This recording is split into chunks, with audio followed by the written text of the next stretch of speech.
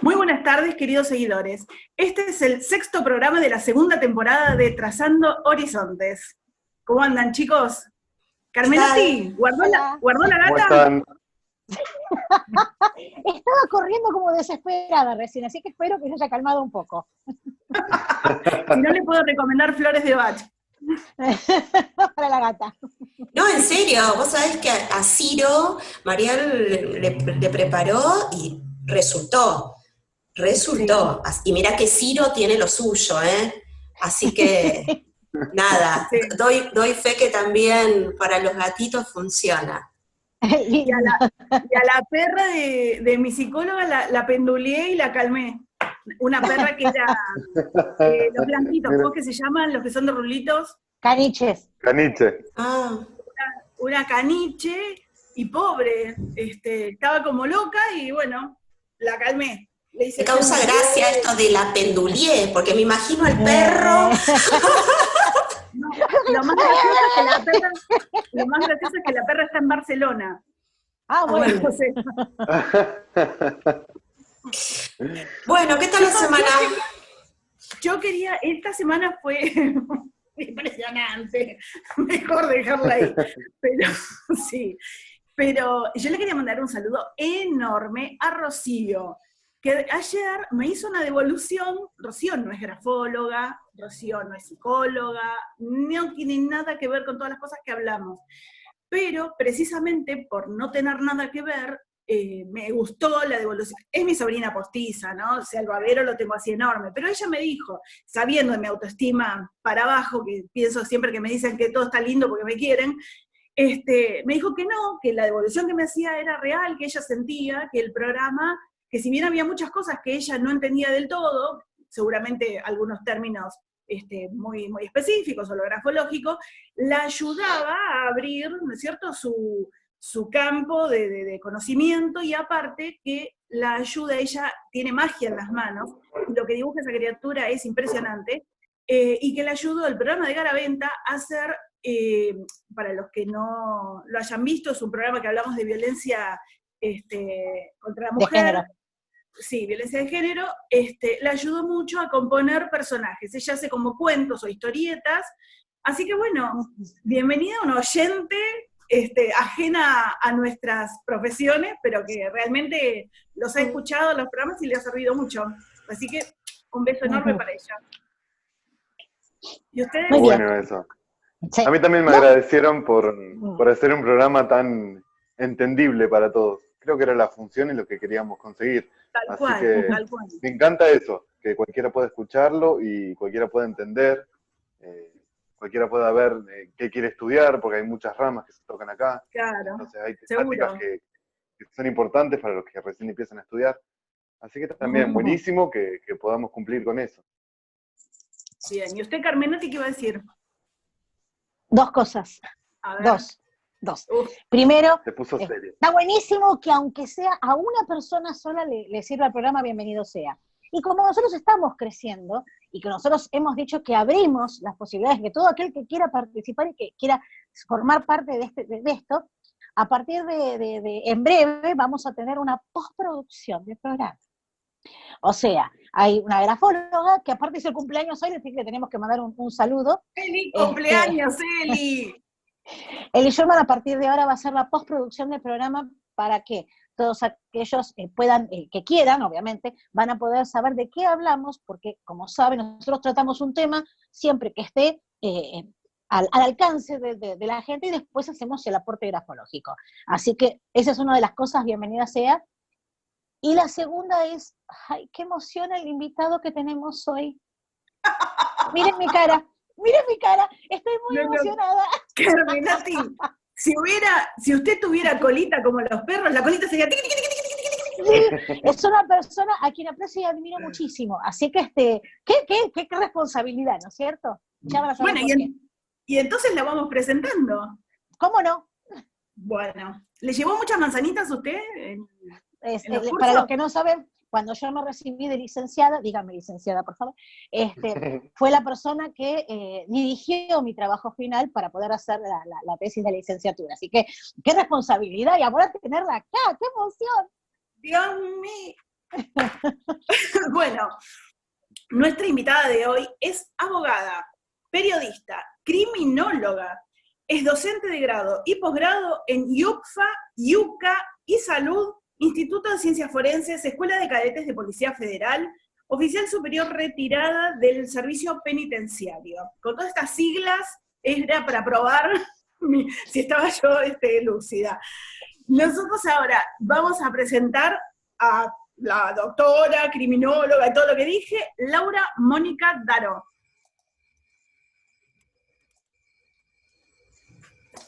Hola, Laura. Hola, Laura. ¿Cómo estás, Laura? ¿Qué tal, Laura? Laura, activa tu micrófono. Listo, Ahí va. listo. Perfecto. Cliqué mal con el mouse y no No había te- salido. Bueno, le Yo agradezco pensé que a te habías Norma la quedado como presentación. No, al contrario. Aparte, ya en algún momento me va a flaquear la voz y a lo mejor, pero no, ya retomo con ímpetu. Bien. Después de la enorme alegría que tiene Carmenati, pensé que te había apabullado. Sí, me Se apabulló, conmovió. en realidad sí, pero me recompuse. Soy resiliente. Laura, antes de empezar con los temas, para que no se me olvide, nosotros te convocamos hoy en particular, porque ahora, en pocos días, vos empezás un curso en IUCA. ¿Es así? Exactamente, de perfiles criminales. Somos varios profesores, varios docentes, y cada uno se va a abocar a su temática específica. Empezamos Excelente ahora. curso. Sí, ya se viene dando hace varios años en la manera presencial, pero esta circunstancia que nos atraviesa a todos hace que se haya volcado a lo virtual. Así que no deja de ser un desafío esto, ¿no? De la virtualidad y más para cursos. Seguro. Nosotros, sí, vamos a subir los datos de IUCA para la inscripción en la página del programa, en Facebook. Yo creo que va a estar bueno, y por eso les digo, es un doble desafío, porque por un lado la interacción que se da así, y también facilita a aquellos que no podían venir por una cuestión de distancia. Ese es un elemento que ayuda para este tipo de cursos. Así que ojalá que salga bien. Profe, ¿yo le voy a tener que llevar manzanitas también? No hace falta.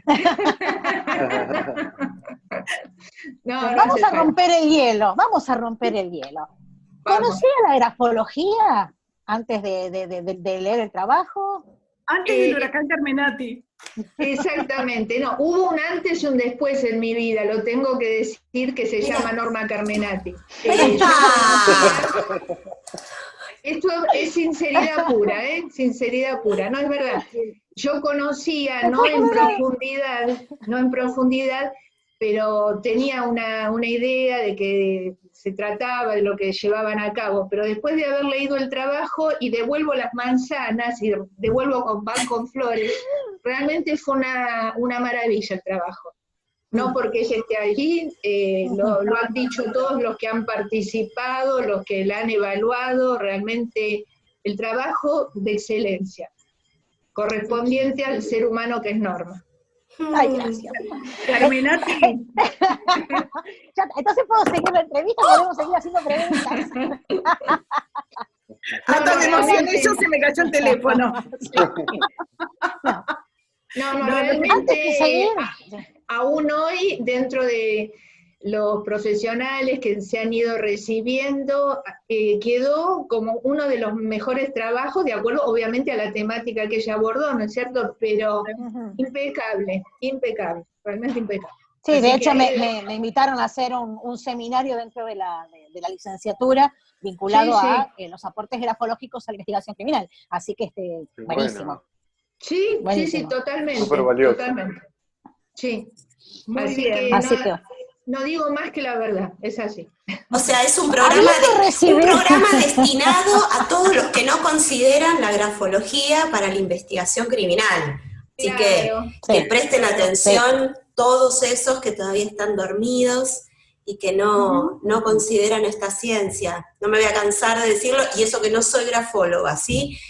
Pero bueno, yo también descubrí gracias a Norma y a Mariel, y bueno, y ahora con los aportes de Leandro, cuántas cosas podríamos avanzar mucho más rápido en lo que hace a investigación forense si tenemos como auxiliar y vamos de la mano a la gente que está capacitada, ¿no?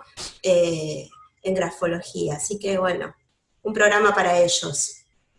Muchas veces no solo en el caso de la grafología, se descalifica una ciencia, una disciplina por desconocimiento, claro, o se la subestima.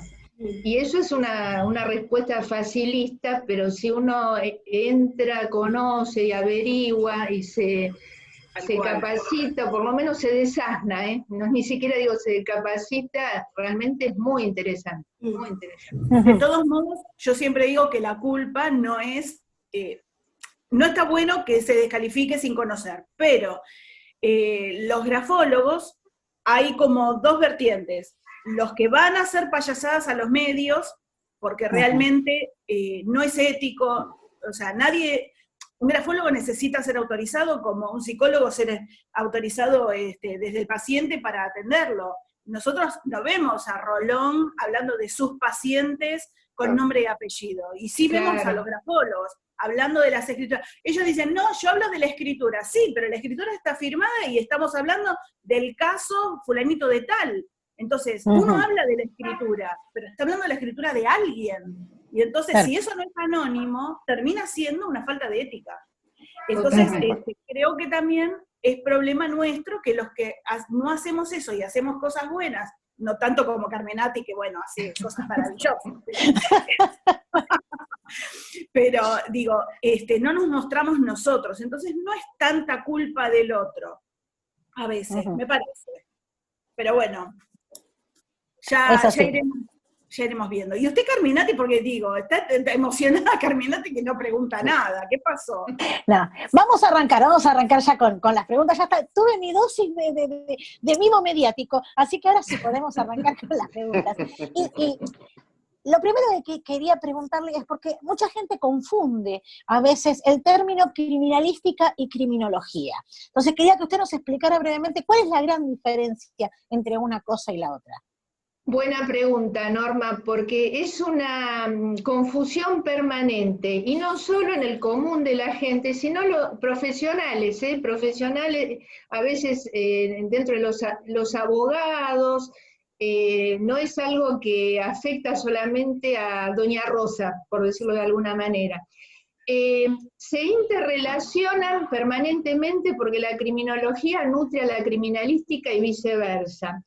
Pero, ¿qué es la criminología? La criminología es una ciencia inter y multidisciplinaria, por lo menos el concepto que les voy a dar ahora es el más moderno y el más abarcativo, que trata de estudiar el fenómeno que se da del tipo delictual, estudiar al delincuente, al victimario o al infractor, al delito propiamente dicho, a la víctima y el cuarto elemento, que es el control social.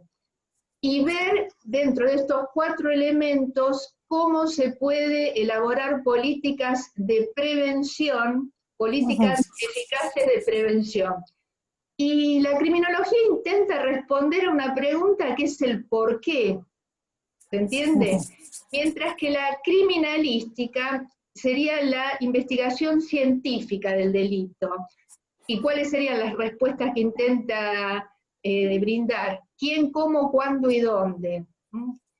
Aplica más ciencias duras, física, química, aparece la dactiloscopía, la balística, el recoger las huellas, las muestras, todo lo que uno ve, o por lo menos se muestra, para que se entienda bien en las películas tipo CSI, preservar la escena del crimen, todo eso es criminalística, pura y exclusivamente criminalística. Y la criminología trata de, como les decía antes, de enfocarse a cuatro objetivos. Repito, delincuente, delito, víctima y control social. tratar de elaborar políticas de prevención eficaces, y con el que ya ha torcido su camino, se ha desviado, intentar brindarle tratamientos para reinsertarlo, brindarle herramientas para que no vuelva a desviarse. Estudiar cómo ese individuo, hombre o mujer, por eso digo ser humano, está inserto en un contexto, cuáles fueron los factores que lo llevaron a desviarse, a delinquir, y en función de eso tratarlo, ¿no? Por eso les digo, criminología no solo es estudiar al delincuente, no, es algo mucho más amplio. Una política de Estado, una política pública, por ejemplo, es la política criminal, ¿no? Así como hay políticas sanitarias y políticas educativas, la política criminal en términos precisos se le llama criminología organizacional. El costo económico del delito. ¿Cuánto tiene que invertir un Estado en prevención? Es más o menos una aproximación, ¿no? Para que se entienda una cosa. Y la criminología en sí misma es una ciencia que es integradora de otros saberes, de la psicología, obviamente, de la medicina legal, del derecho penal, del derecho de ejecución penal, de la sociología, hoy en día neurociencias, de las estadísticas, y seguramente en el camino me olvidé alguna, ¿no? Pero fíjense que la criminología no es superior a todas estas que yo les fui mencionando, sino que integra todos esos saberes para tratar de brindar un resultado. Esa es la idea básica, ¿no? Hay otros países, por ejemplo en México, que incluso intentan integrar criminólogos en distintos ámbitos, incluso en las escuelas. Nosotros que siempre bregamos esto de que tendría que haber grafólogos en los gabinetes escolares, ellos también están luchando para integrar criminólogos como tarea de prevención para algunos aspectos en escuelas secundarias, y sería realmente muy necesario esto, sobre todo en distintos aspectos. Sí, como una suerte, si se permite, de detección precoz, ¿no es cierto?, de que vayan viendo, vayan pesquisando que puede haber en algunos chicos o jóvenes algunas conductas no del todo esperables. ¿Qué mejor? ¿Vieron que en el tema escolar, ya cuando vamos al primario, a preescolar, a jardín de infantes, las maestras son las primeras detectoras? Son las primeras detectoras son el llamado de alerta, ¿no es cierto? Y eso ocurre, generalmente pasa eso, que la maestra después transmite esa inquietud a los padres, ¿no? Pero estaría muy bueno eso, sí. Eso así es política también, eso sería una política. No, claro, no para estigmatizar o decir, no, sino como para detectar si hay un posible problema y se puede tratar, se puede abordar, no cuando ya no tiene solución. Tal cual. A mí me pasó en el último año de la secundaria, que en la escuela que yo iba, 4 adolescentes se quitaron la vida. Miren la importancia de esto. Justo fue una revolución porque estábamos todos sorprendidos que pasaba un caso y al otro mes otro, y no se sabían las causas y era todo muy confuso. Y miren lo necesario que podría llegar a ser.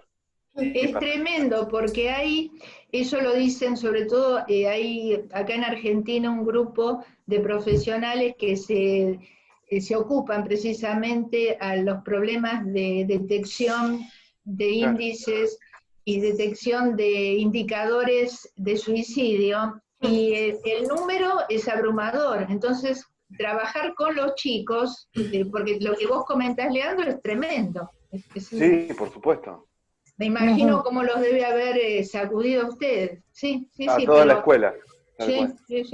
Esos son detectores precoces porque hay situaciones que precipitan o que son indicadores que detectados a tiempo se puede llegar a evitar, totalmente. Claro que sí. Digo, qué interesante esto también, porque por lo menos a mí se me hacía la idea de que la criminología venía en un tiempo posterior al hecho, y sin embargo entonces con lo que vos estás planteando, Laura, podemos pensar que la criminología serviría para prevenir. Tal cual, ¿sí? Tal cual. Es lo que se llama, o se denomina dentro de esta criminología organizacional, prevención situacional. Ajá. Por ejemplo, les doy un ejemplo muy sencillo. ¿Vieron cuando apareció la idea de los botones antipánico? Sí. Cuando uno va caminando por una calle, o caminaba, ¿no? Y se prendía una luz, ¿no? El urbanismo, la forma de iluminar o de diseñar cuestiones que eso es arquitectónico, eso también es prevención situacional. Claro. Cuando daban algunos tips para ojos, si alguien es atacado, por ejemplo, eso que decía a lo mejor es muy burdo, gritar fuego y no pedir auxilio, todo eso que ya parece de parte de un folclore, eso es prevención. Claro. Cómo ayudar para que no nos transformemos en futuras víctimas. Todo eso es prevención. Sí. Y criminología. Justamente con esto, nosotros estamos acostumbrados tanto en las series, en las películas o en la vida real, que siempre cuando hay un delito se focaliza todo al victimario. ¿Y qué pasa con la víctima? Buena, diste en la tecla, Norma, perfectamente. Hay algo así como, yo diría, una identificación morbosa, enferma, con el victimario y no con la víctima. ¿Por qué? Porque, ya les digo, desde un punto de vista casi inconsciente, hay esa suerte de endiosamiento, identificación con el victimario que se lo toma como el ganador, el protagonista. En cambio, la víctima es la abusada, la muerta, la violada, la estafada, la robada. Entonces, desde un plano casi, yo diría, inconsciente, yo me... de alguna manera emblemática, ¿no? Me identifico con el, entre comillas, ganador y no con la víctima. Y eso lo vemos en la literatura, en el arte, en la cinematografía, que hay montones de casos, ¿no? Me acuerdo ahora de la década del 60, la película Bonnie and Clyde, que después hubo una remake, era una pareja, un hombre y una mujer, que eran gángsters, pero de las víctimas de Bonnie and Clyde poco se sabe. Y en general pasa que, ya les digo, la literatura, el arte, nos brinda una imagen hasta dulcificada del victimario y no de la víctima. ¿Por qué? Porque a lo mejor los orígenes, ¿no es cierto?, ¿quiénes eran víctimas? Eran los niños, las mujeres o los animales sacrificados en pos de un tributo a los dioses. Eso, ahí, si vamos un poco a hilar fino a la etimología de la palabra, las ofrendas a los dioses. Entonces, siempre la víctima es la derrotada, por diferentes motivos. Y repito lo que decía antes, me quiero identificar con el winner, con el ganador, y no con el vencido. No soy un loser, sino soy un winner, en términos a lo mejor más actuales. Aunque eso parezca absurdo, lamentablemente pasa eso. Lo hemos visto a lo largo de muchos años, sobre todo Estados Unidos, que lo que voy a decir es tremendo, nos ha provisto de una cantidad importante de homicidas múltiples, homicidas seriales, y las declaraciones de amor o las propuestas de casamiento o con contenido erótico a violadores, homicidas seriales, sujetos espeluznantes. Y sin embargo, el caso de Ted Bundy tenía... Por ejemplo, no puedo creerlo. Por ejemplo, Ted Bundy, para un estudio científico, desde el punto de vista científico, ¿no? Es un personaje interesantísimo para estudiar. Bien parecido, histriónico, inteligente, es un psicópata perfecto, de libro. Entonces, nadie iba a creer que ese hombre tan educado, tan simpático, tan cariñoso, había sido terrible asesino. Entonces, es un fenómeno muy particular. Lo hemos tenido acá también con el nuestro que es Carlos Robledo Puch. Ahora ya es un hombre de 67 años. está preso desde el año 71, pasó toda su vida preso, su adolescencia, su adultez, su madurez, ¿no? Y sin embargo también una casi devoción por Robledo Puch. Y el recientemente fallecido, me estoy acordando estos casos famosos, ¿no? De Ricardo Barreda. Creo que a lo mejor ustedes se acordarán, cuando él recupera la libertad, había pasacalles, decían ídolo, bravo, 4-0. Sí, entonces evidentemente de Gladys McDonald, de la señora Esteche y de las hijas. Si yo digo Gladys McDonald, nadie sabe que Gladys McDonald era la víctima, ¿no es cierto? Entonces, el primer plano, el protagonismo lo tienen los victimarios. Hay montones de casos, ¿no? Estos me acuerdo porque son muy conocidos, pero se da... Sí, pero hay muchísimos, es cierto. Es muchísimo. Sí. Y aparte, entonces, sí, te escucho, Norma. Y entonces esto de no dejar de lado a la víctima lo toma la criminología para hacer una parte de sí, ¿no es cierto? Claro, porque fíjense, cuando yo les daba la primera aproximación a ese concepto y al objeto de la criminología, les ponía como el tema de la victimología. Victimología y criminología están ligados, no se puede separar, porque si hay un victimario hay una víctima, y si hay una víctima hay un victimario. Pero a partir del año 1973, que no hace tanto tiempo atrás, recién ahí es donde la victimología de alguna manera adquiere su mayoría de edad, porque en ese año se llevó a cabo en Jerusalén el primer simposio internacional de victimología. Y en ese año 1973, también por eso fue un año bisagra para la criminología y para la victimología, se había llevado a cabo el 7º Congreso Internacional de Criminología en la por entonces Yugoslavia, en Belgrado. Y ahí mismo, en ese congreso, se hablaba de los 3 enfoques de la criminología: el enfoque clínico, el enfoque interaccionista y el enfoque organizacional. Para poder llevar a cabo una criminología en serio, y para no quedarnos nada más en la anécdota, hacer estos 3 enfoques. Y ese mismo año, a instancias de un científico que fue Benjamin Mendelssohn, se lleva a cabo este simposio, el primero de victimología, y se empieza a definir qué es víctima, se empiezan a elaborar clasificaciones victimales, que a lo largo del tiempo, y sobre todo en la última mitad del siglo XX, ya está instalada la victimología entre nosotros. Es como la cuarta pata de una mesa, ¿no? No podemos estudiar al ofensor, al victimario, al delincuente, si no estudiamos a la víctima. Es muy interesante y es muy apasionante estudiar a la víctima. No para invertir la carga de la prueba, claro. No, la víctima tuvo la culpa, no, sino para estudiar la criminogénesis. ¿Qué fue lo que motivó a elegir esa víctima y no otra? ¿La conocía? ¿Fue una víctima que provocó la situación consciente o inconscientemente? ¿Estaba descuidada? ¿Había desplegado poca atención y fue fácilmente victimizable? Por eso es muy interesante estudiar en cada caso en particular qué tipo de víctima se trata. Y hay muchas clasificaciones de víctimas, no es que una es mala o va en desmedro de otra. Tiene que ver con el enfoque también de vulnerabilidad.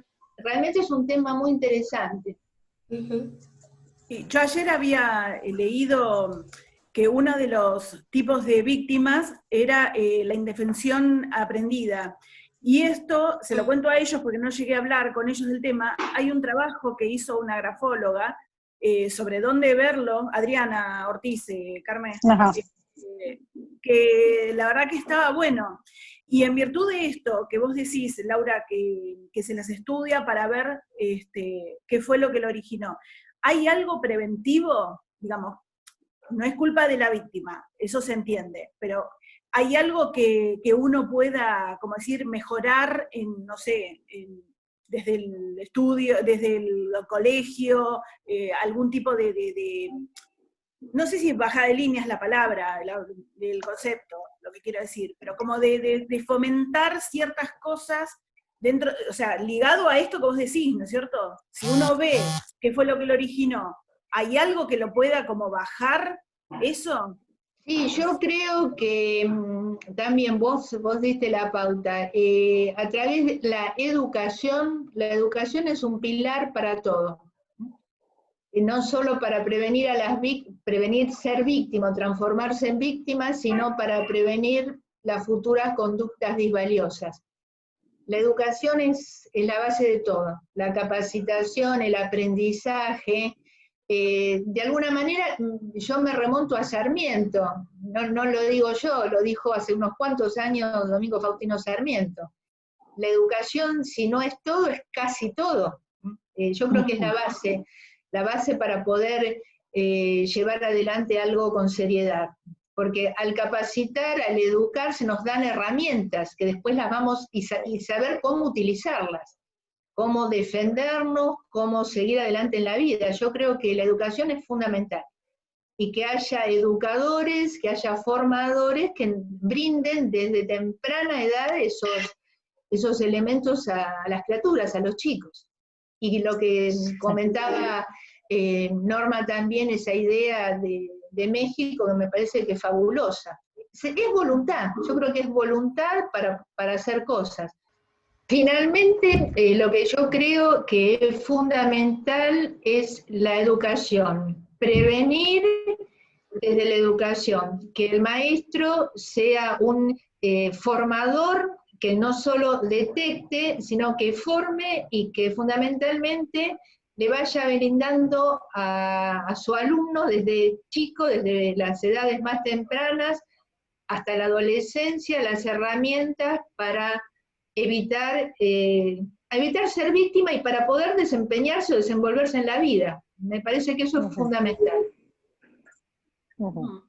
Lo que pasa que, tanto como con la ESI, que hubo que formar a esos formadores, digo, vos mencionás la educación, no son los conocimientos básicos, seguramente no hay que hacer como hincapié en algo puntual, tanto como fue con la ESI.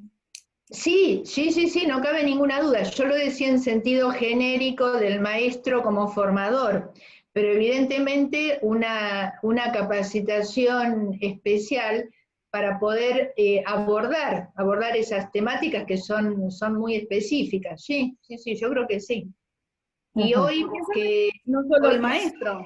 ¿Cómo? Que no solo el maestro, podrían armar equipos con gente... Sí, digo, psicopedagogos, se le pide psicopedagogos, grafólogos, psicólogos, claro, totalmente. O sea, todo un equipo de gente que cada uno en su especialidad vaya como armando toda esa teoría para que el alumno vaya aprendiendo cosas nuevas, que como vos decís, ¿no es cierto? Que lo ayuden, porque, digamos, el maestro ya bastante con todo lo que tiene y lo que le han agregado con el paso de los tiempos. Entonces, también aprender cuestiones de psicología, cuestiones de esto, para detectar un chico, o sea, el maestro sabe cuando un chico tiene problemas, pero a veces no sabe qué viene el problema, ¿sí? O sea, claro, es lo que yo decía, lo que decía antes, el maestro es el detector. Claro. Entonces, en base a eso, sí. Yo me acuerdo hace muchos años, cuando yo estaba en el primario, muchos años atrás, cuando daban los primeros elementos de educación sexual, y no era la maestra la que las daba, llamaban a especialistas, que eran un colegio de nenas, ¿no? Hasta algunos grados eran mixtos, pero si no eran de nenas, y década del 70, así que imagínense, esto ya es prehistoria. Y la maestra estaba presente ahí como a lo mejor moderadora, pero venía el que sabía, el especialista en el tema. Y ahora que tenemos muchas más posibilidades, hay otras carreras específicas, afines, cuestiones mucho más técnicas, sería lo ideal armar equipos así inter y multidisciplinarios. Y volvemos al principio, la criminología es inter y multidisciplinaria, porque no es patrimonio del médico psiquiatra, no es del abogado, no es del psicólogo, es el ensamble armónico de todas las disciplinas para lograr algo. Y ahí es la... Sí, te escucho. No, que ahí aprovecho y te hago una pregunta que te la quise hacer al principio y después se me pasó. Vos decís que no es patrimonio de esas profesiones, pero si no sos esas profesiones no podés estudiar criminología. Lo que pasa es que, digamos, tradicionalmente la criminología se la asociaba con la medicina. Con la medicina y un poco, que es yo diría, el libro o el ABC, cuando se transmite la idea, muchas veces erróneamente, porque es una mirada miope, se asocia criminología pura y exclusivamente con César Lombroso, médico de prisiones, ¿no es cierto? Y acá lo asocian criminología con el petiso orejudo, y ahí se terminó. Entonces parecería que es una cuestión estigmatizante, o volvemos a un pensamiento muy, muy antiguo, ante la duda, cúlpese al más feo, la aportación de rostro. Es verdad, entonces se asocia con eso, y es achicar totalmente la mirada de la ciencia. Pero la especialización en criminología o la criminología, generalmente, o sobre todo lo que es de posgrado, requiere una educación, digamos, universitaria previa, pero no es propia del médico o del psicólogo o del abogado. Y ahora, hoy en día hay muchísimos cursos específicos, tecnicaturas, inclusive lo que les decía yo, perfilación criminal, cosas que están muy, muy relacionadas con la criminología, pero se requiere una formación básica. Claro, aunque a los chicos, a los jóvenes les encanta, les apasiona, porque lo ven por el lado de detectives, ¿no? Tiene mucho gancho, tiene que CSI, Criminal Minds, bueno, todo eso atrae. Pero atrás de eso hay que estudiar. Sí. Sí. Lo que pasa, lo que nos brindan esas imágenes, hay una sofisticación en tecnología que no sé si nosotros todavía estamos a esa altura. Y hay muchas cosas que forman parte de lo que es el mundo del espectáculo, bien editado, bien actuado, un buen guión, que atrae. Pero no nos tenemos que olvidar que atrás de todo eso hay realidades. Muchos de las famosas películas tienen un sustrato, se basan en hechos reales. Muchos. Y la realidad supera cualquier ficción. Lo que pasa es que lo interesante sería que se hayan capacitado, que hayan aprendido, porque si no volvemos a lo de siempre, que yo no me canso de decirlo, ustedes también hablaron en un momento, los opinólogos. Claro. Pecamos los argentinos de ser opinólogos. Sobre todo. Claro, yo te preguntaba porque hoy vos mirás un programa, a veces que son especializados, hay muchos programas que hablan de estos temas, o en la tele, y son todos criminólogos. Y yo digo, pero si no se estudia, si no sos abogada, psicóloga o psiquiatra, no tenés el posgrado de criminología. Entonces, digo, hacen cursos en el exterior, que yo no sé hasta qué punto te avalan decir soy criminólogo. Claro. No lo sé. Digo, y mira, en el mejor de los casos que hayan hecho cursos en el exterior o acá. Sí. Porque he escuchado, he visto gente allegada a mí que está en la materia, y uno dice, no puede ser que lleven a programas de televisión con miras de seriedad a gente que no... Es como que yo leí el trabajo brillante de Norma y me pongo a hablar de grafología. Claro. No puedo, no tengo la formación y las herramientas. Me gusta, me encanta, me apasiona, pero no soy idónea en hablar. Claro, sí. Y lo vemos en todos los ámbitos, cuando ocurrió esto que estamos transitando de la pandemia, todos médicos y todos infectólogos. Sí. Sí, Cuando ocurrió el desgraciado hecho de la muerte de este chico pobrecito de Fernando en enero, todos especialistas en bien. derecho penal, médico forense, Sí, y hay que dejarle la especialidad al que sabe a cada uno, Claro. porque ya te digo, tenemos ese gran vicio de todos hablamos de todo, y realmente no, uno puede opinar desde el sentido común, pero no es la voz que lleva la opinión exacta, ¿no? Cada uno creo que dentro de sus limitaciones. A mí no me pueden preguntar cómo se hace una operación a corazón abierto, porque yo sé que habrá que cortar, habrá que anestesiar a la persona, al paciente, pero más allá de eso no puedo dar mi opinión porque desconozco. Es sentido común nada más, pero sí. creo que pasa por ese lado también, ¿no? De la formación. Seguro. ¿Qué les parece si hacemos una pausa? Muy bien. Bien. Vamos con un tema musical. ¿Sí? Vamos cambiando Vamos los a- roles, ¿vio? Sí, me Muy parece bien. perfecto. Bueno, vamos al Perfecto. tema. Vamos al tema.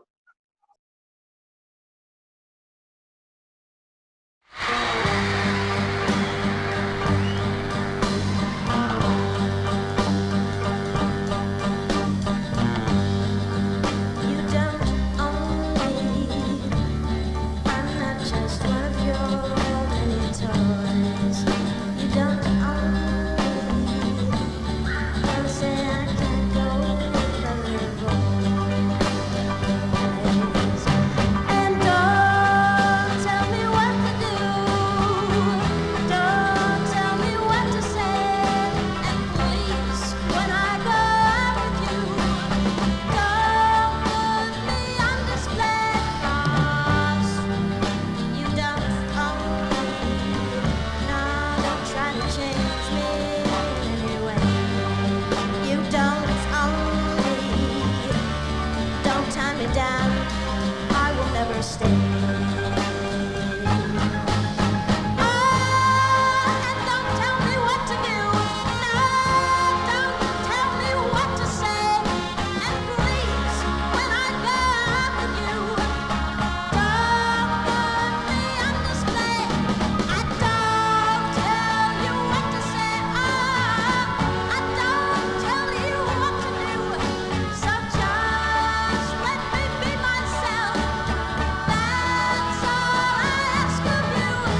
I'm young and I love to be young. I'm free and I love to be free. To live my life the way I want.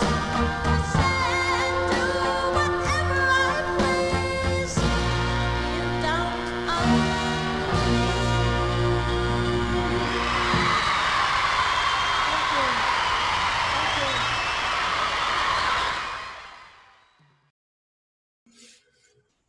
Bueno, volvimos después de este tema musical, un tema de 1960, que fue un himno a la mujer, fue puesto número 2 en todos los rankings de la época, un tema que la sociedad gritaba mucho y por otro lado que fue muy criticada, ¿no?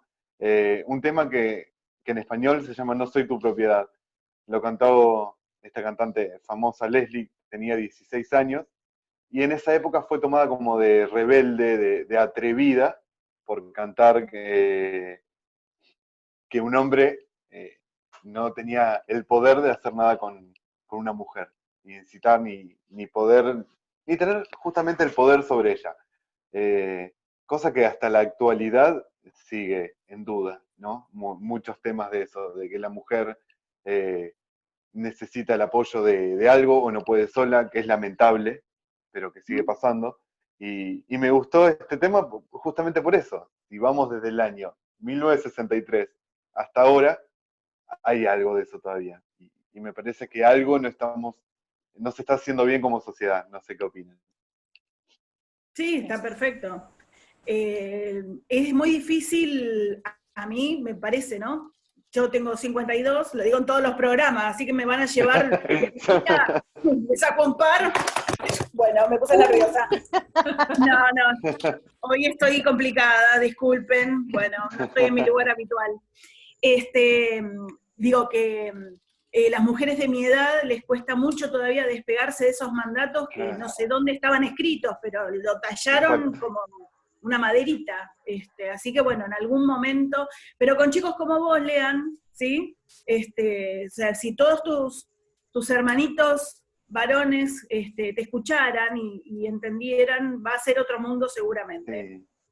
Sí, yo creo que sí, que por suerte estas nuevas generaciones van a hacer una diferencia, eso creo, respecto a la educación, al respeto y al medio ambiente.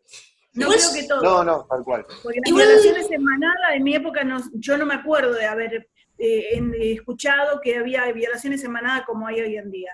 ¿Me entendés? O sea, en manada no, porque creo que fue Garaventa el que hizo la salvedad en otro video, no en el programa. Las violaciones en patota, vamos a ponerle. Claro. Las manadas son de los animales y los animales no hacen esas cosas.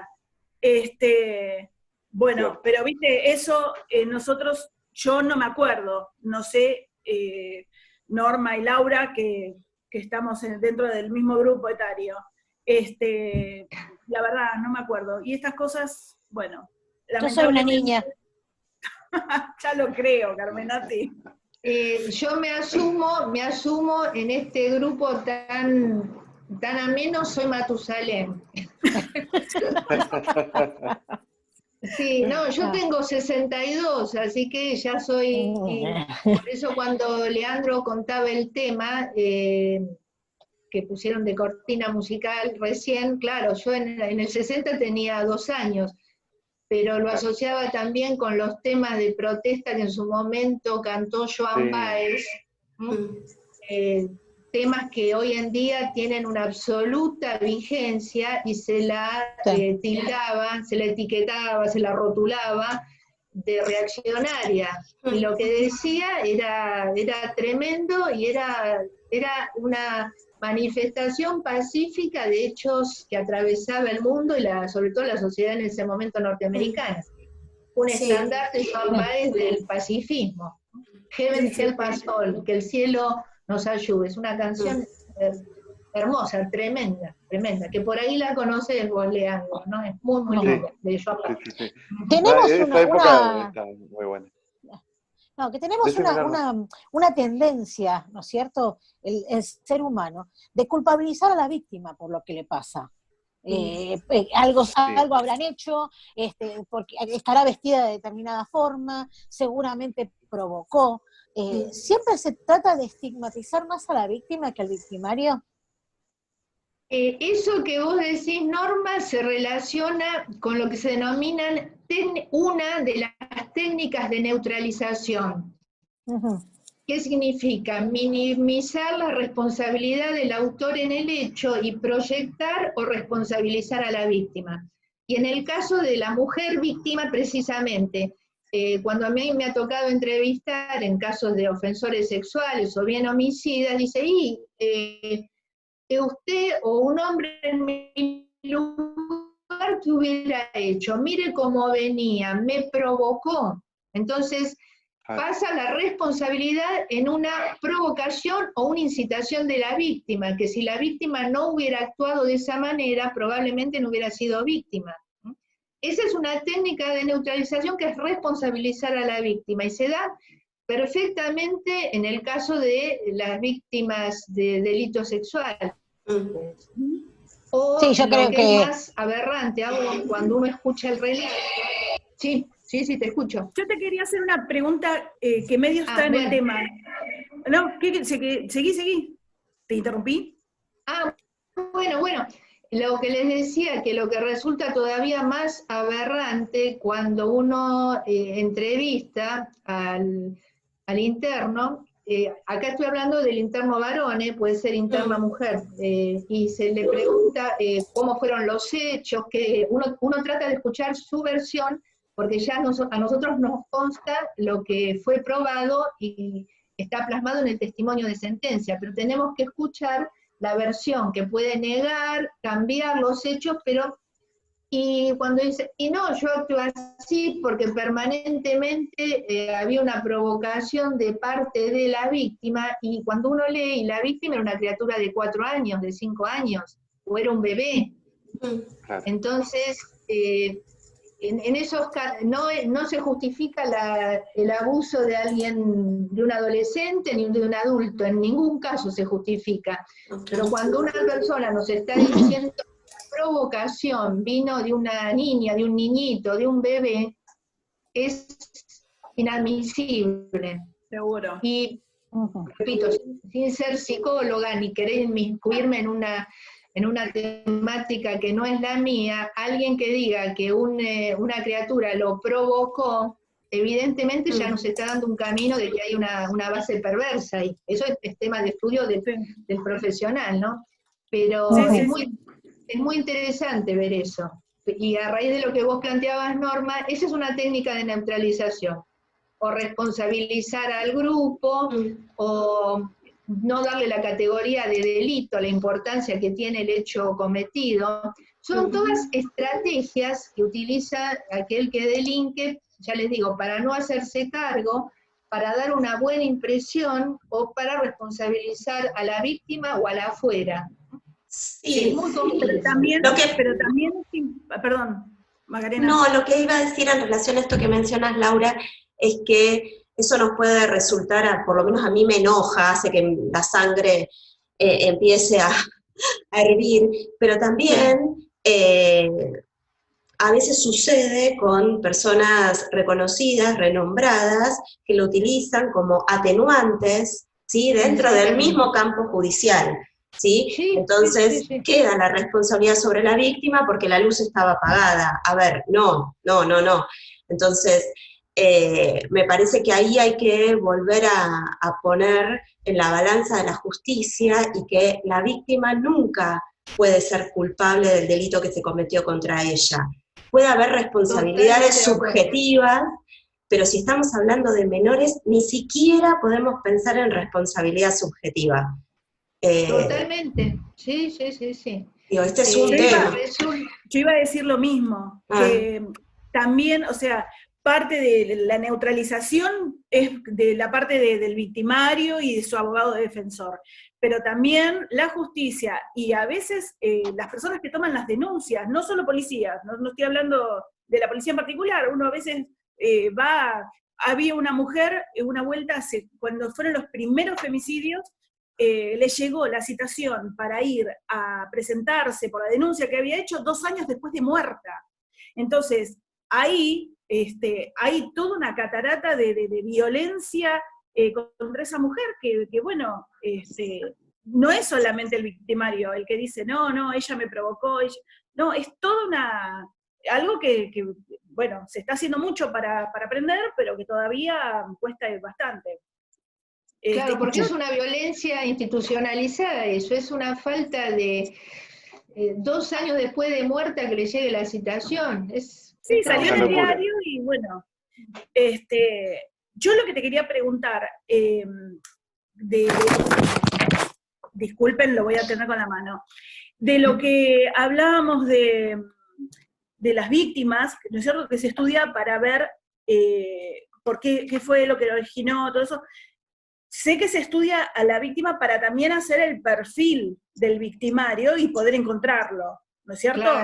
Claro. Esta pregunta que te la hago no es criminológica, pero a ver si vos sabés, porque yo tengo muchas dudas. Pasó con un caso de una persona conocida, el hombre no llegó a violarla, ni el abuso fue muy, muy leve, pero sí la quiso ahorcar para matarla. O sea, la quería someter, digamos, ahorcándola. Por supuesto, como toda persona que tiene un acto así, una agresión sexual, fue a la casa, se bañó y seguramente lo que hacen todas es que se pasaba la esponja fuerte por el cuerpo. La mamá, yo siempre pongo en Facebook que no laven la ropa, que traten de no bañarse y que vayan a una comisaría a hacer la denuncia para que le tomen todas las huellas posibles. A esta chica no le tomaron nada. O sea, la doctora que la recibe, esto te lo pregunto porque alguien me lo tiene que contestar, a ver si lo sabés por qué. No, la doctora la chica le contó y la atendió por la lesión, que por supuesto había que ver si eso no le había provocado algún daño, ¿no es cierto? Tenía todo un raspón acá en el cuello, un hematoma. Pero después no se le tomó nada. Y digo, ¿cómo puede ser que uno después ve en las películas digamos, que se les toman las huellas y que con eso vos podés también determinar si fue o no fue la persona? Claro, ¿O no? claro. ¿A vos tenés idea del protocolo cuál es? ¿Por qué no se empleó el levantamiento de huellas en el cuerpo de esta chica? Evidentemente, así muy por encima, en base a lo que vos me estás contando, se actuó con negligencia, se hizo de menos ahí. Porque Sí. ya que haya una marca, un rasguño, la impronta de presión en el cuello, directamente el rasguñón, eso tendría que haberse evaluado para después determinar de quién era o cómo ocurrieron los hechos, para que eso habilite a la investigación. Me parece que es una falta de profesionalismo de quien actuó, totalmente. Sí, totalmente. Y volvemos al tema de la educación. Sí, volvemos al tema de la educación. Claro, y si hubiera habido abuso sexual en el caso de esta chica, de esta menor, obviamente le tendrían que haber hecho un hisopado, ir con la ropa, como decías vos, sin bañarse, porque el acto, reflejo automático después de pasar por la situación así es bañarse. El agua purifica, me saco todo el trauma que viví, pero están borrando evidencias. Pero yo la entiendo, la víctima la entiendo. Lo que pasa es que cuando fue a hacer la denuncia, llevaron la ropa, todo y nada. Pero ni en el cuerpo, o sea, no se fijaron si podían haber encontrado algo de ese hombre. Claro, ni le preguntaron. Ahí se perdió todo. Es decir, fue un actuar, les digo, a mi modo de ver, negligente, porque si la víctima con la mamá lleva todo, lo primero que es la víctima, ¿no es cierto?, a la criatura, a la chica esta, y lleva todos los elementos que fueron preservados y no tomados en cuenta, me parece que fue muy desprolijo el actuar. Sí. Porque no es el caso de que se bañó, dejó todo, va presentable a hacer la denuncia, que no es el caso, al contrario, le llevan todo servido como para poder iniciar la investigación. Así, prima facie, me parece muy más que negligencia, inhumano, me parece. Porque totalmente. Un profesional de ese tipo no va a ser ni la primera ni la última vez que reciba un caso así. No, porque imagínense que no le da una respuesta ante una situación que es aberrante, es espantosa. Si es feo cuando uno es víctima de un robo, imagínense una cuestión de esa índole que es tan íntima, ¿no? Tan tremenda, sí. Te voy a hacer una última pregunta en base a esto que nosotros estamos hablando. Dentro de lo que es nuestro derecho penal, el Estado asume para sí el poder punitivo en representación de la víctima. Y muchas veces las víctimas se sienten no representadas por el Poder Judicial. Estamos volviendo hacia atrás con respecto a esto de que la víctima tome en sus manos el poder punitivo del acto, o sea, atacar a su atacante, valga la redundancia, ante un silencio de la justicia. Te lo pregunto como criminóloga y como abogada. ¿Sabés lo que pasa? Los delitos contra la integridad sexual, el tipo de delitos, si la víctima no efectúa la denuncia, no se puede actuar de oficio. Esa es una característica de estos delitos, porque son delitos de instancia privada. Entonces, no se puede volver ni a la ley del talión, ni a la defensa de las hordas primitivas, ¿no? Aunque vemos que en muchos casos se hace justicia por mano propia, ¿sí? Sí. Lo que pasa es que hay una creencia, yo creo, popular, precisamente esa creencia es el no creer en la justicia, no creer en la institución policial, en la lentitud de la justicia, no creer que va a haber una reparación. Entonces, muchas veces se piensa que actuando por motus propio se va a lograr algo. Lo que pasa es que el Estado tiene ese ius puniendi, el poder punitivo, y el Estado es el que tiene que reaccionar. Pero acá, básicamente, si la víctima no denuncia, el Estado no puede actuar. Y de un tiempo a esta parte, no sé si ustedes tienen la misma visión que tengo yo, a partir de tantos hechos desgraciados donde las víctimas han sido mujeres, parecería que ahora hay una tendencia mayor a la denuncia, ¿no? Al hacer público el hecho, cosa que antes no ocurría, porque lamentablemente hay y va a haber hechos de esta naturaleza, abusos sexuales, violaciones, etcétera, etcétera, ¿no? Pero tradicionalmente era algo que se daba, digo tradicionalmente, no nos vamos a estadística, pero tradicionalmente era algo que se daba mucho en el ámbito intrafamiliar. Entonces, ¿qué ocurría?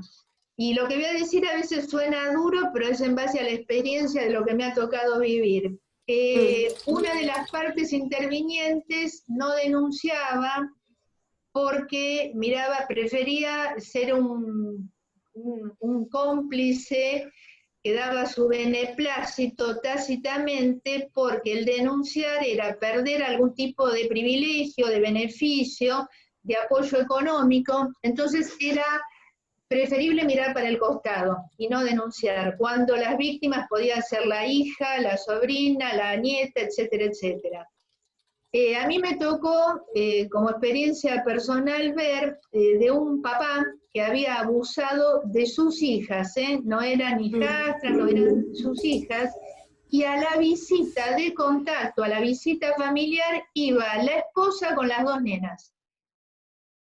Entonces, fíjense, él era un abusador, no cabe ninguna duda, desde el punto de vista legal, jurídico, fue condenado por ese hecho con sus hijas menores, ¿no? Y la esposa la llevaba a esas criaturas a verlo al papá, y era revictimizarlas, hacer presente de nuevo el trauma que habían vivido. Es decir, la madre de alguna manera hacía una revinculación forzada, una cosa tremenda. Y cuando comprobaron en las visitas que iba esta señora con las nenas, hicieron la comunicación pertinente, vía judicial obviamente, para que imposibilitaran que la esposa llevara a las víctimas de un abuso sexual a ver al padre. Entonces, a esto voy yo. Hay veces que dentro de ese entramado familiar no se dice, no se denuncia, se mira hacia un costado para no perder determinados beneficios. Y cuando las víctimas, a veces no, cuando la víctima no es la hija, la hijastra, la sobrinita, la nieta, es otra víctima sexual, a veces también tienen el apoyo familiar o intrafamiliar para no perder algún tipo de beneficio. Esto que digo suena durísimo, pero ocurre. Eso sí. Es real. Es como, También es experiencia de tu trabajo, es totalmente válido lo que decís. ¿cómo? Es experiencia de tu trabajo, Sí, totalmente sí, válido. sí. Claro, que Por si eso uno lo Sí, piensa, suena un poco raro, es tu experiencia Uno y lo- la realidad. uno lo piensa con sentido común y dice, ¿cómo la madre va a llevar a las criaturas? El trauma, hoy en día esas nenas ya son adolescentes, son mujeres, no hay un seguimiento. ¿Y qué pasa? ¿Qué pasó con la vida de esas chicas? Eso es cómo quedaron marcadas, Tremendo. ¿no? Yo hice una pericia donde la mamá levantó la denuncia. ¿Entendés? O sea, la mujer denuncia al esposo y después la terminó. Yo te voy a hacer otra pregunta, mi última pregunta. Todo lo que vos hablabas de la criminología, ¿en qué sistema judicial se aplica mejor? Si hay un sistema que sea mejor para el criminólogo. No, en realidad la criminología siempre tiene que estar presente, cualquiera sea el sistema que se implemente, porque si se trata de averiguar, de bucear, de investigar, tiene que estar presente siempre.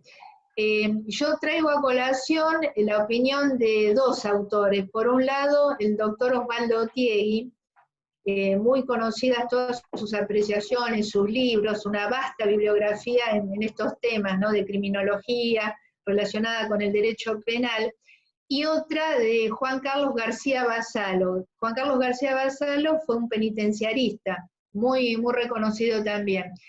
Y los dos concluyen o coinciden en algo, que cuando se enseña derecho penal, se enseña a veces el derecho penal como si fuera una ciencia dura. Miren lo que les digo, ¿no? Como si fuera física, química. ¿Por qué? Porque como no está prevista la analogía, ¿qué significa? Que un caso, aunque parezca muy parecido a otro, si no está descrito en el tipo penal, no se aplica. Y cuando se enseña, o se nos enseña sobre todo a los abogados, derecho penal, se nos da una visión muy de caballo con anteojeras, lo que está adelante, y no se ve la visión integradora que da la criminología. Esa visión la tendría que tener, o la deberían tener los jueces. ¿Por qué? Porque los jueces son abogados, los jueces fueron formados como abogados y como juristas. Y el derecho penal, como les decía antes, 2 más 2 es 4. Pero cuando nosotros estudiamos conductas humanas, 2 más 2 no es 4. Y ahí es donde entra a jugar la criminología. Y me acuerdo ahora, para no extenderme mucho, de un caso, para que se entienda bien esto del derecho penal. Si una madre o unos padres matan, por ejemplo, a sus hijos, obviamente es un homicidio agravado por el vínculo, con una pena máxima que prevé nuestro Código Penal en el artículo 80, sin ir en demasiadas consideraciones legales. Pero hay que estudiar, el hecho en sí es tremendo, es aberrante, bueno, pero hay que estudiar todas las particularidades, ¿no? También hubo hace unos cuantos años un caso de un matrimonio rural, ambos analfabetos, muy, muy primitivos ambos, ¿no? Que el esposo asistía a su esposa en los partos. No había ecografía, no había control, no había curso, nada. Entonces iba engrosando su vientre, tenía síntomas y él la asistía. Tenían 3 criaturas y sobrevino un 4º embarazo. Y ese 4º embarazo fueron mellizas. Sobreviene el parto, el alumbramiento de la primera, y claro, lo sorprende, ya la situación no era muy buena, corta el cordón umbilical y esta primera criatura va a parar a un aljibe. Y la esposa seguía en trabajo de parto, no sabía que era un embarazo múltiple, tiene otra nena más, otra nena al aljibe. Si lo vemos desde el punto de vista del derecho penal, no cabe ninguna duda. Uno dice, ¿cómo mató? Bueno, pero si hacemos una clasificación criminológica, en el caso de ambos, eran delincuentes por reacciones primitivas. No se justifica el hecho, pero el contexto en el que ocurren las motivaciones, la motivación criminal, varía mucho. El hecho final, el resultado es homicidio agravado por el vínculo, no cabe duda. Claro. Casos de lo que sería un abuso sexual, una violación, sin entrar en detalle, ¿no?, del acceso carnal agravado, hay lugares donde el padre inicia sexualmente a la hija, ritos de inicio. Si nosotros lo vemos desde lo legal, qué degenerado, pero culturalmente está aceptado como tal. Entonces, esa cuestión, la formación penal, jurídica, la tenemos o la debe tener obviamente el juez, el que entiende la causa. Pero hay que tener una visión integral, que esa nos la da la criminología. En estos casos se nutre de la antropología, que hoy lo veíamos, ¿no? Estudios de Ruth Benedict, de Margaret Mead, que estudian los pueblos primitivos y la forma en que se van desenvolviendo. Realmente es muy interesante, es muy apasionante. Pero creo que más allá de cualquiera sea el sistema judicial, la criminología tiene que estar presente siempre. Perfecto. Ujú. Bueno, ¿y ustedes, niños? ¿Alguna otra pregunta? Infinidad de Todos preguntas, aprendemos. pero bueno, no, un Estamos montón, todos un montón. iguales. Sí, sí, sí. Muchas más Un horas. programa re o sea, lindo y re claro. No, hay mucho por contestar, yo tampoco me quiero ir por las ramas, pero es un tema apasionante y el día a día nos Sí. da algún hecho, alguna noticia criminológica. Mm. Seguro. sí, lamentablemente. Sí, sí, lamentablemente en cuanto a hechos que ocurren y a veces para lo que es prevención, lo que hablábamos antes, ¿no? Pero la criminología forma parte de nuestras vidas, es así. Ujú. Ujú. Sí, todo el mundo también debería saber conceptos básicos, ¿no? Porque a veces queda como tabú, como bueno, algunos lo manejan y ya está. Pero la sociedad tendría que saber también, a manera de ayuda, de saber De prevención. conceptos. De Claro, prevención, de exactamente, información, exactamente. sí, tal cual, tal cual. Sí, algún día tenemos que hacer un programa entero de prevención victimal. Sí, Muy sí, bien, estaría sí. muy bueno. Y de clasificaciones de víctimas, que es muy También. interesante, porque Sí. damos ejemplos reales que han sucedido, no es que estamos describiendo o dando a conocer datos que no se pueden, hechos que han sido muy conocidos y, y grafican perfectamente los tipos de víctimas. Seguro. Bueno, es para hacer una No, temporada completa, diría yo. claro, Familia, Ruiz, vamos. Todos llevamos Ahora las entiendo. manzanas, todas las manzanitas ahora. Fíjense lo Entiende lo calladito que que fue una estamos de este cátedra con programa. esta persona. Entiende lo que fue una cátedra con esta persona, ¿no es cierto? Lo que es estamos muy callados lindo. nosotros, para que nos Y el calle a curso de nosotros. perfilación también es excelente. Esperemos Sin duda. porque hubo en realidad, yo tengo armados PowerPoints con lo que les decía antes, ¿no? Que los trato de ir mejorando, les agrego cosas, siempre me parece que le falta algo, le puedo agregar algo. Y la técnica de grabar el audio sobre el PowerPoint, no se crean que fue tan fácil. Era error escucharme, me escuchaba 3 veces y no me escuchaba, y digo, ay, qué horror, qué aburrido, volvía. Había silencios entre un lugar y el otro, y cuando lo logré, me escuchaba y digo, bueno, ya está, hasta acá llegué, por lo menos llegué al final. Así que esperemos que sea ameno para el que lo escucha, ¿no? Porque yo ya me cansé de escucharme. Ya te diré, ya te diré. Bueno. A partir del 10 de junio te cuento. Sean indulgentes. Por supuesto. Por supuesto. Esta es una época, por algo que me pasó ayer en Correo Argentino, es una época en donde, si no entendemos que entre todos nos tenemos que ayudar y sin romper las reglas, Sí. en la medida que se pueda, o sea, lo cuento sintético. Fui al correo tarde, la página decía un horario y ahí habían puesto a las 3 de la tarde la finalización. Y yo lo único que le pedí eran 4 menos cuarto, tampoco eran las 8 de la noche. Estaban todos adentro que todavía estaban atendiendo. Y les pedí el libro de quejas, no quería entrar ni que me recibieran. No me dieran ni el libro de quejas. O sea, me dice, venga el lunes. Señor, no puedo, tengo que hacer un trámite, digamos, tenía que venir a atender a mi madre, y el lunes, si estoy en mi casa, yo soy una persona que estoy en grupos de riesgo, yo no puedo andar por la calle alegremente para ir a pedir un libro, me lo podían haber dado. Claro. Entonces digo, también el hecho de ser compadeciente con los cursos que uno toma, o sea, pensar que es un esfuerzo, Claro que sí. uno le pone la mejor voluntad, ¿no es cierto? Porque Sí. los profesionales son muy respetados, entonces, bueno, si no se escucha algo, no sé, algún detalle, uno tiene que ser un poquito flexible. Son épocas de flexibilidad.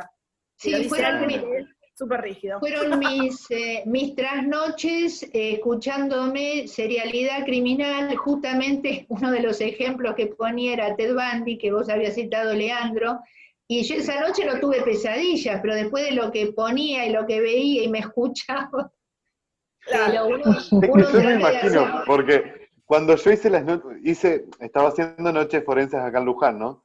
Y tocaba Ted Bundy con la grafología. Y yo digo, qué mal la pasa uno mirando documentales, informándose semanas o un mes antes, distintas películas. ¿Qué mal la pasa uno? Imagino ustedes todo el tiempo buscando respuestas. Digo, es admirable, realmente es admirable. A mí me pasó, fíjense, yo tenía 11 años, y se ve que algo en mi vida estaba ya marcado, no sé si como uno dice casualidad o causalidad. Cuando fue el hecho espantoso, aberrante, cuando Charles Manson, con la familia Manson, mata a Sharon Tate, a sus amigos y al matrimonio LaBianca en Bel Air, en Los Ángeles. Claro, en ese momento la televisión, los diarios, los titulares catástrofes, tenía 11 años, era una criatura, pero me impactó mucho. Fíjense, ahora en agosto se cumplen 51 años de eso. Y yo nunca pensé a mis 11 años que iba después a meterme en esos temas, a adentrarme, a tratar de entender las motivaciones de Charles Manson, de Susan Atkins, de todos los que formaron parte de ese grupo, y ver ahora, o armar el power con las fotos que uno va encontrando. A mí me apasiona hacer eso, ¿no? Pero es una cosa que es... yo no digo que pierda sensibilidad porque soy extremadamente llorona, ¿no? Pero uno se va curtiendo viendo esas cosas, ¿no? Seguro, de seguro. Pero bueno, hay que tratar de salir adelante. Sí. Bueno, cerramos acá. Con dolor cerramos. Mucho, Laura, la Con verdad dolor. que estuvo genial la Fue un entrevista. placer. O sea, No, muy disposición. lindo el grupo. Yo ya la conocí obviamente a Norma, pero un gusto haberlos conocido a Mariel, a Macarena y a Leandro, muy, muy a gusto, así que me encanta. Ustedes díganme cuándo van a estar, porque por lo menos los voy a escuchar. No participaré, pero escuchar sí, porque es muy llevadero, muy dinámico y estuvo lindo. Después voy a escuchar la música. Gracias. Bueno, Gracias, Laura. Muchísimas gracias, Laura. Chau, Un hasta la placer. próxima. Gracias. Hasta luego. gracias. Bueno, nosotros ¡Qué seguimos. silencio! Sí, también. ¡Qué silencio! Sí, Yo les voy a hablando contar de- algo, yo les voy a decir algo, una cosa sola. Así ¿Qué? como hice la licenciatura para que me digan licenciada, gracias, muchas gracias. Voy a hacer el máster en criminología para que me digan máster, como le decía ¿Dónde lo Renfi, vas a hacer? Renfi la Drácula, así quiero, así, es máster, eso. Sí, bueno. Hola. Y ya después, Esto es Hoja épico. hoja doble A5 para que firme Carmenati. Maca, nosotros que somos los más nuevos. ¿Cuándo las viste a las dos así tan calladas? Esto No, es único. no. La verdad, lo que logró Laura, nada, no sé. Impresionante. Yo les digo que las cátedras de ella fueron increíbles. Yo Me hice el imagino. curso de perfilación, no fue ella la única docente, pero era una clase mejor que la otra. Así que creo, Mariel, que te va a gustar muchísimo el curso. Ya lo porque había realmente querido fue hacer. brillante. No me acuerdo si en el 17 o en el 18, y no me acuerdo por qué no pude. Así que bueno, ahora en Ujú. tiempos de cuarentena, esperemos que las Yo- circunstancias me acompañen. Yo hice varios cursos de perfilación en distintas instituciones y el que más me gustó fue este. Bien, bueno. Te va a gustar. Vayamos a lo nuestro porque se nos va a terminar el tiempo después. Sí. Sí. Carmenati, ¿usted Así tiene que- algo?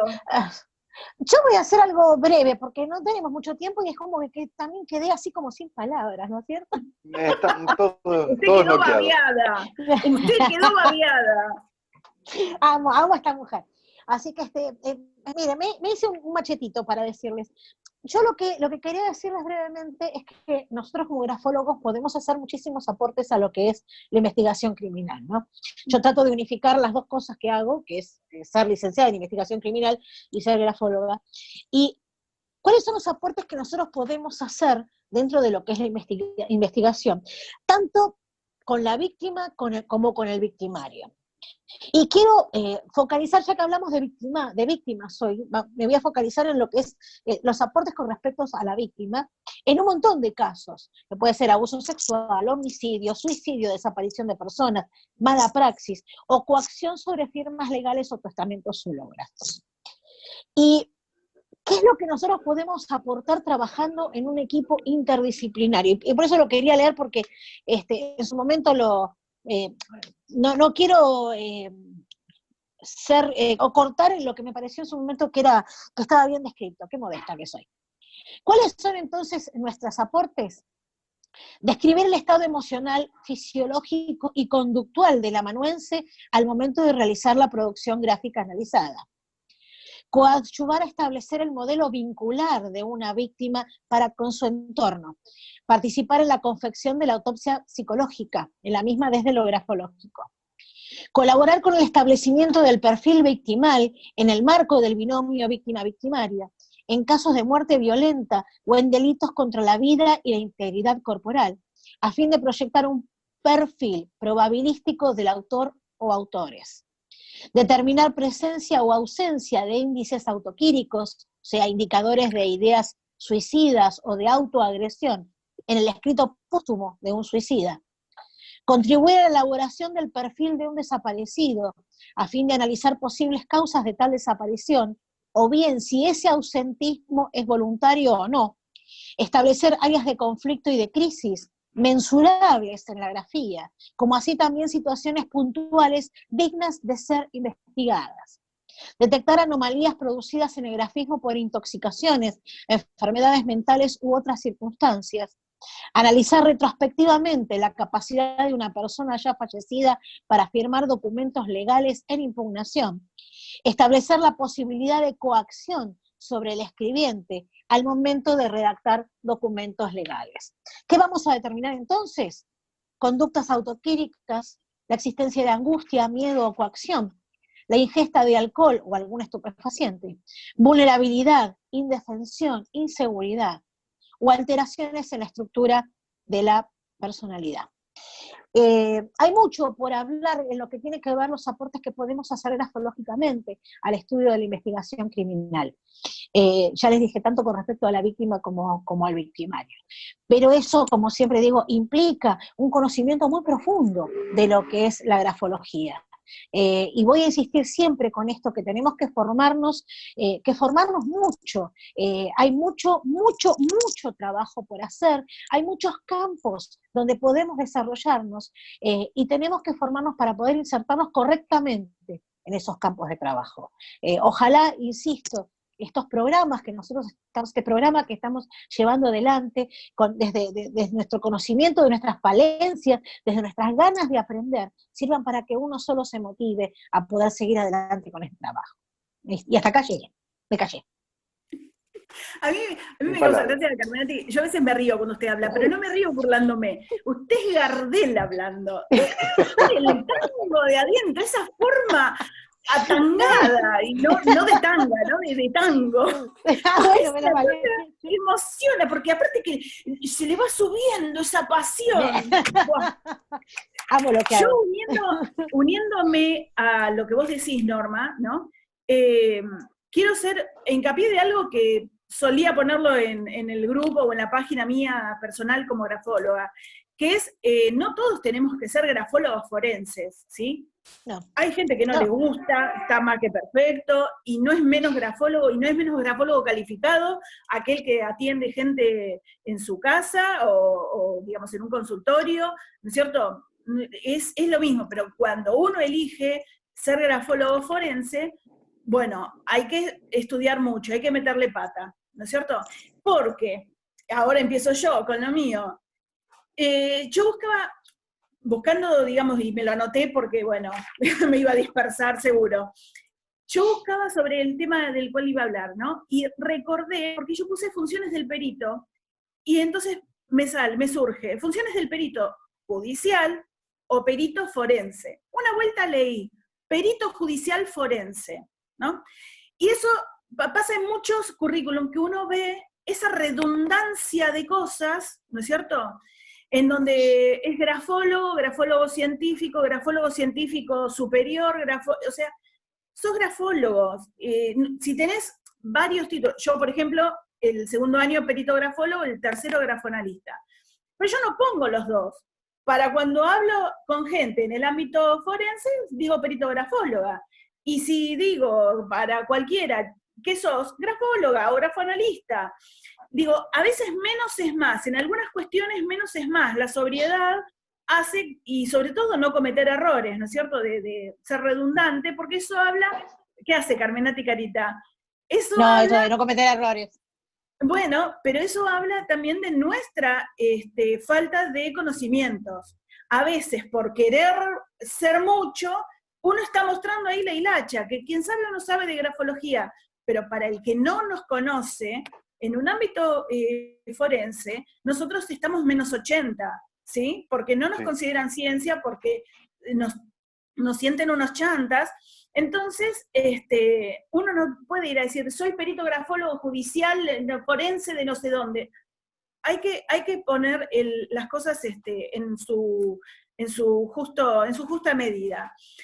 Porque la definición decía, profesional dotado de conocimientos especializados y reconocidos, a través de sus estudios, que suministra información u opinión fundada a los tribunales de justicia sobre los puntos litigiosos que son materia de su dictamen.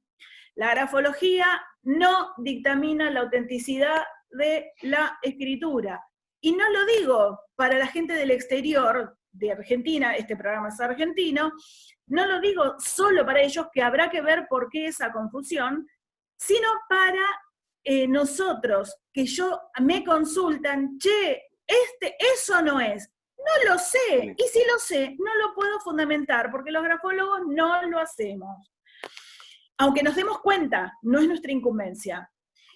Y por otro lado, nosotros, cualquier error que cometamos en una pericia, en este caso grafológica, como peritos, tenemos penas por falso testimonio, con lo cual, con más razón, no es, ay, quiero ser perito grafólogo, no, es una carga pública, o sea, uno tiene deberes, obligaciones y penas como cualquier otro perito, ¿cierto?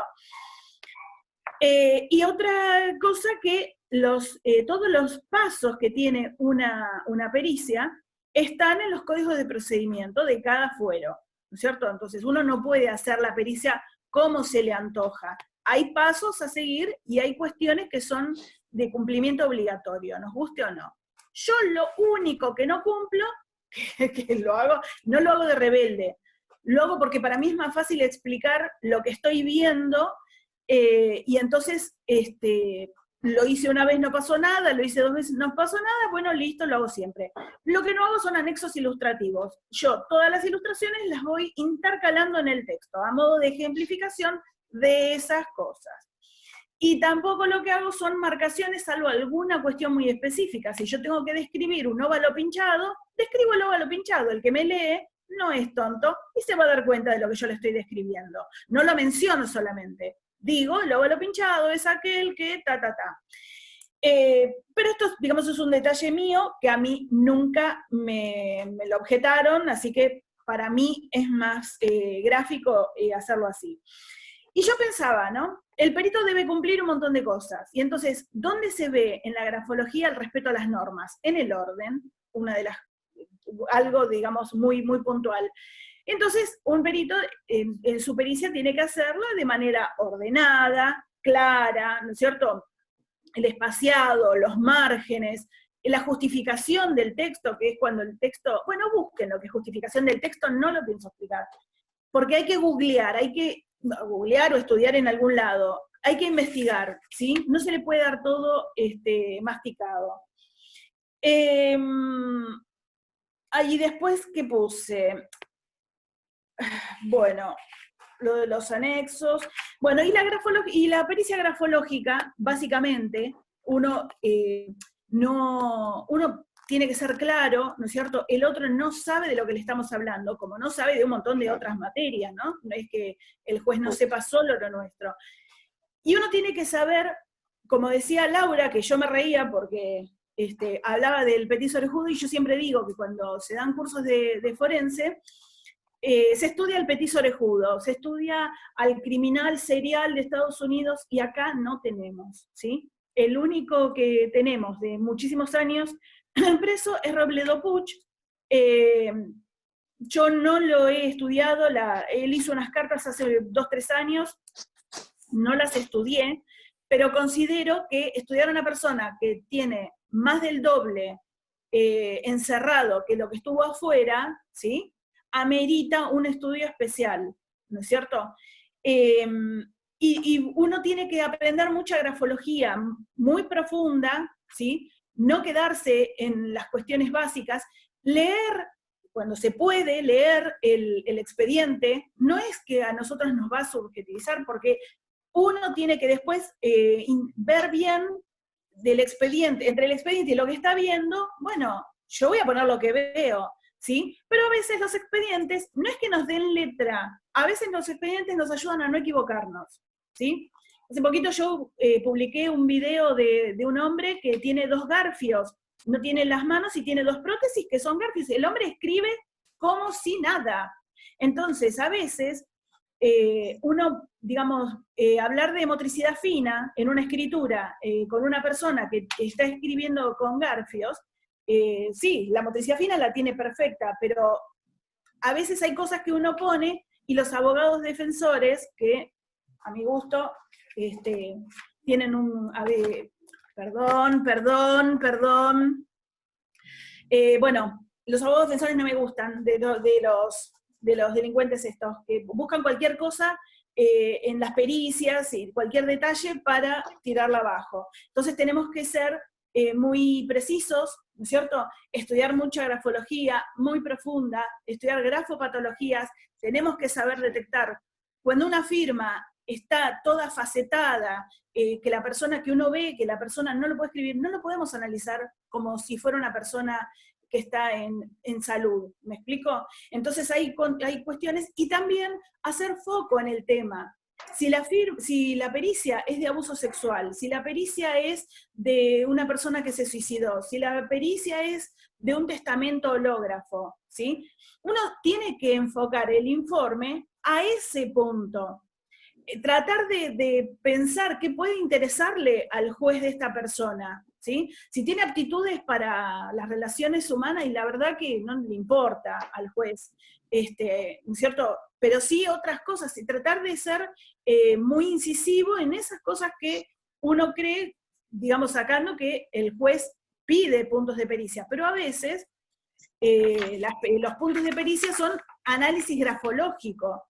Entonces uno ahí tiene la posibilidad de decir cosas, pero tampoco escribir. Y algo que escuché en las charlas de Baudino, no me acuerdo qué profesional lo decía, que no había que hacer un gran despliegue del saber de uno. Esto no es una cuestión de vanidad y de mostrar todo lo que uno sabe. Vuelta a lo mismo, menos es más, hay que ser conciso, hay que ser claro. Uno le está hablando a un juez, pero el juez no conoce todo. Entonces, la conclusión en una pericia grafológica no es categórica. Con lo cual, el desarrollo de la pericia tiene que ser absolutamente claro, específico y gráfico, ¿sí? Sobre todo, como siempre, voy a repetir, por el desprestigio que a veces tenemos.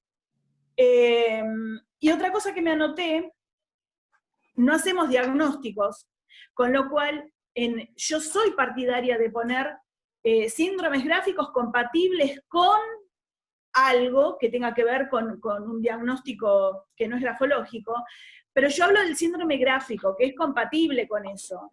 De ninguna manera uno va a hacer. Yo pongo términos que a veces siempre hablo con una colega, que no la voy a escrachar, y ella me dice que no se pone esto, que no se pone otro.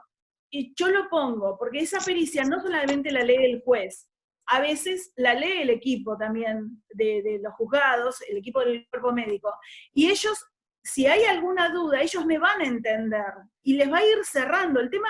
Nosotros tenemos la facilidad de explicar, sí, Carmenati, ya la estoy viendo, tenemos la facilidad de explicar el porqué de las cosas. Entonces, si tenía rasgos de suicidio, bueno, sí, es importante, se suicidó, pero también es importante explicar por qué, el por qué le pasaba. Y con la grafología emocional, ni les cuento todo lo que se puede aportar a una autopsia psicológica, desde lo grafológico, y en cualquier pericia. En todas he usado la grafología emocional. Y nada más. Nada más. Esto es todo. Carmena, Muy bien. Gracias. ¿Estuvo bien? ¿Le hice caso? Perfecto. Me hizo Bueno. caso. Bueno, Falta bueno. que cierre Maca. Bueno, a ver, ¿qué decir ¿Lo dejamos después sin de...? tiempo? No, pero más allá, Es que digo, no, se dijo mucho, muy interesante, y me voy a quedar con algo, a ver si les parece. Primero, la importancia de la formación. Segundo, lo digo como en orden, pero no sé cuál iría primero. Digo, segundo, la ética profesional, ¿sí? Que creo que también es la base, más allá de los conocimientos que vayamos adquiriendo. Después, respetar cuáles son las especializaciones, ¿sí? Uno puede leer de mucho y puede estar ávido, por lo menos yo soy una persona súper curiosa.